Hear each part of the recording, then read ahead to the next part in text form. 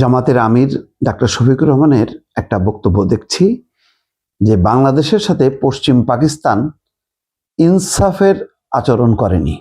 মানে ইনসাফ অর্থাৎ ন্যায় বিচার, সেই আচরণটা করেনি। তিনি বলছেন বিগত দিনগুলোতে স্বাধীনতার সঠিক ইতিহাস তুলে ধরা যায়নি, যা দুঃখজনক।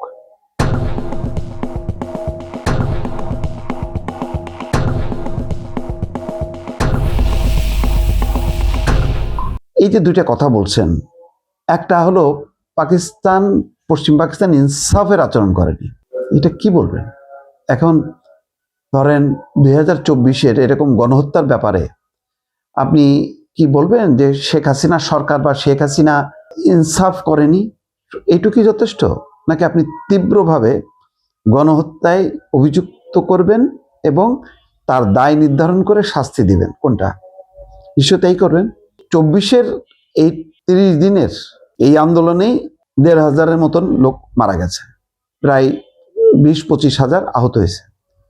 আর রক্তক্ষয়ী স্বাধীনতা যুদ্ধ 71-এ 9 মাসের, সেখানে কত মানুষ মারা গেছে সরকারি হিসাব বাদ দেন, মানে ওইটা বাদ দিলেও কি পরিমাণ মানুষ মারা গেছে, কি পরিমাণ মানুষ গণহত্যার শিকার হয়েছে।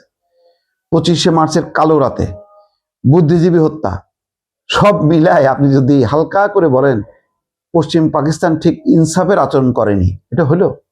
তার মানে একটু ভুল ত্রুটি করছে, এটা ঠিক, এটা করা উচিত হয়নি, না করলেই ভালো হতো, এইরকম একটা হালকা পাতলা হয়ে গেল না?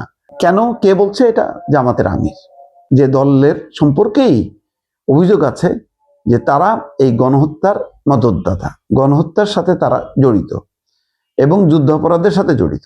তো সেই দল দেখেন ঝেড়ে কাটতেছে না, খুব কঠিনভাবে বলতেছে না যে এত বড় ভয়ঙ্কর এই পশ্চিম পাকিস্তানের জড়িত এই দেশ এখনো পর্যন্ত ক্ষমা চাইলো না, মানে এই বিষয়টা কখনোই বাংলাদেশের মানুষ ভুলবে না, মাফ করবে না, এই কথাটা বলতেছে না। আবার দেখেন বিগত দিনগুলোতে স্বাধীনতার সঠিক ইতিহাস তুলে ধরা যায়নি।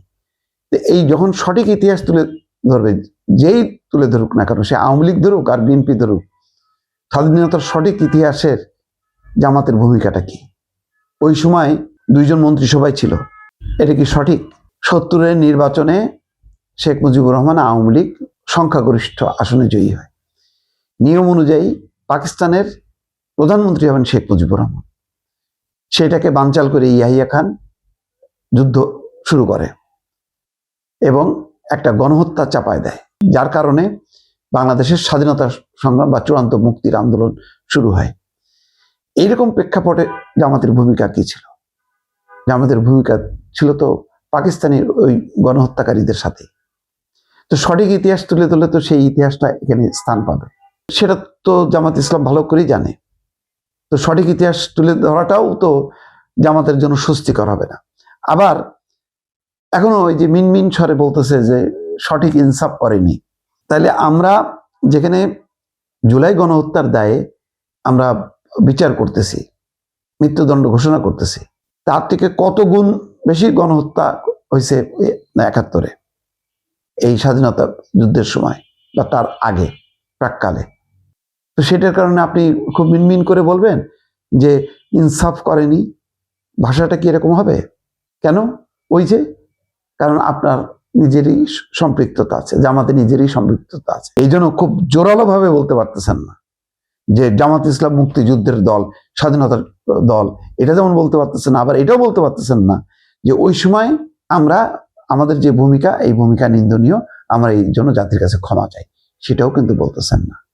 সুতরাং এখানে একটা দুর্বলতা কিন্তু পরিষ্কার।